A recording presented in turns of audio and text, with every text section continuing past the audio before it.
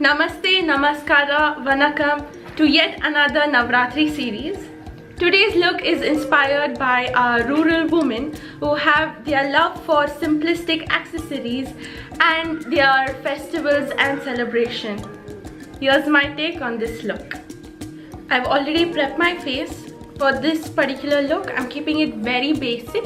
So I'll be using kajal and mascara and a nude lip color to just balance the whole look together.